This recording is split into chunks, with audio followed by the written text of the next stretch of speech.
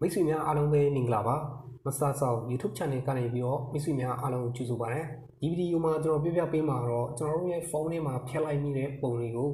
စကန်ဖတ်ပြီးတော့အလွယ်တကူပြင်လည်ရယူပေးနိုင်တဲ့ application count တစ်ခုအသုံးပြုတဲ့နည်းလေးကိုဒီဗီဒီယိုမှာကျွန်တော်ပြင်ပြီးတော့ပြပြပေးမှာဖြစ်ပါတယ်မိတ်ဆွေတို့အနေနဲ့ဒီနည်းလမ်းလေးကိုစိတ်ဝင်စားမယ်ဆိုရင်ကျွန်တော်ရဲ့ဗီဒီယိုလေးကိုစောင့်ကြည့်ပြီးတော့ဒီနည်းလမ်းလေးကိုယူသွားအသုံးပြုကြည့်နိုင်ပါတယ်ဟုတ်ကဲ့ပါဗီဒီယိုအစီအစဉ်လေးမစခင်မှာဗီဒီယိုအောက်က subscribe ဆိုတဲ့အနည်းအောင်စာသားလေးကိုနေပြီးတော့ဘေးနားခေါင်းလုံးလေးပေါ်လိုက်ခေါင်းလုံးလေးပါတီးထားပေးဖို့တောင်းဆိုချင်ပါတယ်အားလုံးကျေးဇူးတင်ပါတယ်โอเคဒါဆိုလို့ရှိရင်တော့ကျွန်တော်တို့ဗီဒီယိုအစီအစဉ်လေးကိုစကြည့်အောင်ပထမဆုံးအနေနဲ့ကျွန်တော်တို့ရဲ့ဖုန်းထဲမှာရှိတဲ့ Play Store ထဲကိုမိတ်ဆွေတို့တွားလိုက်ပါโอเคကျွန်တော်တို့ Play Store ထဲရောက်ပြီဆိုလို့ရှိရင်ဒီ application လေးရဲ့ icon ကတော့ဒီပုံစံလေးရှိပါတယ်ပြီးရင်ဒီ application ရဲ့နာမည်လေးကတော့တော်တော်လေးရှည်တာပေါ့နော်တေချာလေးကိုမိတ်ဆွေတို့ကြည့်ပြီးတော့မှန်အောင်ရိုက်ပြီးတော့ရှာဖွေလိုက်ပါ Play Store မှာကျတော့ဒီလို application လေးတွေအများကြီးရှိပါတယ်တချို့ application တွေကကျတော့ကျွန်တော်တို့အသုံးပြုရတာအဆင်မပြေဘူးကျွန်တော်တို့ကျညာလေးတွေအရင်တက်တယ်ပတ်စံပေးပြီးမှဒါလေးကျွန်တော်တို့အသုံးပြုရတဲ့ဟာတွေလည်းတော်တော်များတယ်ပေါ့နော်ဒါပေမဲ့ဒီ application လေးကကျတော့ကျွန်တော်တို့အဲ့လိုမဟုတ်ကျညာအဲ့လောက်ထိတော့မတက်ဘူးပေါ့နော်ဒါပေမဲ့အသုံးပြုရတာအဆင်ပြေပါတယ်โอเคဆိုတော့ကျွန်တော်တို့ install လုပ်ပြီးပြီဆိုလို့ရှိရင်တော့ကျွန်တော်တို့ဒီ application လေးကိုကျွန်တော်တို့တွားရအောင်ဟော application လေးကိုကျွန်တော် install လုပ်ပြီးပြီဆိုလို့ရှိရင်သူကဒီကျွန်တော်ရဲ့ဖုန်းထဲမှာရောက်သွားပြီဆိုလို့ရှိရင် recovery and reset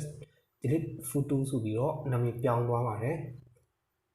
ကဲပေါ့နော်ပြီးရင်ကျွန်တော်တို့ဒီထဲကိုတွားလိုက်မယ် application လေးတွေကိုကျွန်တော်ဝင်လိုက်မယ်ကဲပေါ့နော်ကျွန်တော်တို့ကျညာလေးတွေတက်လာလို့ရှိရင်ကျညာလေးတွေကျွန်တော်တို့ close နေပြီးတော့ပိတ်လိုက်မယ်ပြီးရင်ကျွန်တော်တို့ဒီမှာပါရာစကားတွေကိုကျွန်တော်တို့ဒီမှာရွေးချယ်ပေးလိုက်မယ်ပေါ့နော်ကျွန်တော်တို့ဒီအင်္ဂလိပ်ပါရာနဲ့ကျွန်တော်ရွေးချယ်ပေးလိုက်မယ်ပြီးရင်အောက်နာက agree ဆိုတာလေးကျွန်တော်ဆက်ပြီးတော့နှိပ်ပေးလိုက်ပါတော့ဒီမှာကိုသူကပိတ်ပေးလိုက်ပါဒီမှာကျွန်တော် free သုံးလို့ရပါတယ်โอเคဒီထက်ရောက်ပြီဆိုလို့ရှိရင်တော့ကျွန်တော်တို့ဒီမှာ start scan ဆိုတာလေးကိုကျွန်တော်တို့အရင်ဆုံး scan နှိပ်ပြီးတော့လုပ်ပေးလိုက်ပါကျွန်တော်တို့ရဲ့ဖုန်းထဲမှာရှိတဲ့ဒီကျွန်တော်တို့ရဲ့ဖုန်းထဲကနေပြီးတော့ဖြတ်လိုက်တဲ့ပုံတွေကိုပြင်လည်ရယူရန်အတွက်ကို scan ဖတ်ပြီးတော့သူရှာဖွေပေးမှာဖြစ်ပါတယ် scan ဆိုတာလေးကိုကျွန်တော်နှိပ်ပေးလိုက်ပ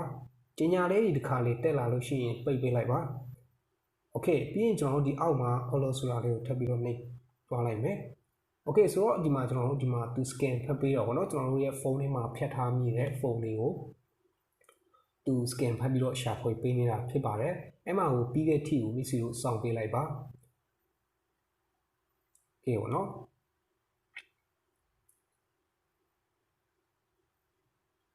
်ဒီမှာကျတော့โอเคဗောနော်အခုဒီမှာဒါကကျတော့ကျွန်တော်ရဲ့ဖုန်းထဲကနေပြီးတော့ကျွန်တော်ဖြတ်လိုက်ရပါတော့ဖြတ်လိုက်ထားတဲ့ပုံတွေပါကိုယူမဲ့ပုံတွေကိုမိမိရဲ့ပုံတွေကိုလိုက်ပြီးတော့အမှန်ချစ်ပေးလိုက်မယ်ပြီးရင်ကိုဒီဘက်မှာဗောနော်ဒီမှာညာကောက်ကွင်းလေးပုံစံပေါ်နေတယ်ဒီ icon ပေါ်မှာကိုကျွန်တော်ရွေးချယ်ထားတဲ့အားပင်နှပုံဆိုပင်နှပုံဒီမှာသူပြပေးပါတယ်အဲ့မှာကိုကျွန်တော် click နှိပ်ပြီးတော့recovery လုပ်ပေးလိုက်ပါโอเคဗောနော်ကျွန်တော်တို့ပြီးပြီဆိုလို့ရှိရင်ဒီအောက်မှာကိုတခါတည်း open ဆိုတာကိုနှိပ်ပြီးတော့တခါနေလဲတွက်ကြည့်လို့ရနိုင်ပါတယ်ဒါပေမဲ့ကျွန်တော်တို့မကြည့်သေးဘူးဆိုလို့ရှိရင်ကျွန်တော်တို့ back နဲ့ကျွန်တော်ထွက်သွားလိုက်မယ်ထွက်ပြီးတော့ကျွန်တော်တို့ yes နှိပ်လိုက်မယ်ပြီးရင်ကိုဒီမှာ photo story ဆိုတဲ့နေရာလေးမှာကျွန်တော်တွားပြီးတော့ကြည့်မယ်ပေါ့နော်ဒီမှာကျတော့ကျွန်တော်တို့ချက်ထားမိတဲ့ပုံတွေကိုပြင်လည်ရယူထားတဲ့နေရာပါအဲ့နေရာမှာကိုကျွန်တော်နှိပ်ပြီးတော့ပြင်လည်တော့ကြည့်မယ်ဒီကျွန်တော်တို့ဖြတ်ထားတဲ့ပုံတွေကိုကျွန်တော်တို့ recovery ပြင်လုပ်ပြီးတော့ restore လုပ်ပြီးတော့ကျွန်တော်ပြင်ယူရပေါ့နော်ပြင်ယူထားတဲ့ပုံတွေပါဒါတွေကကျွန်တော် okay ပေါ့နော်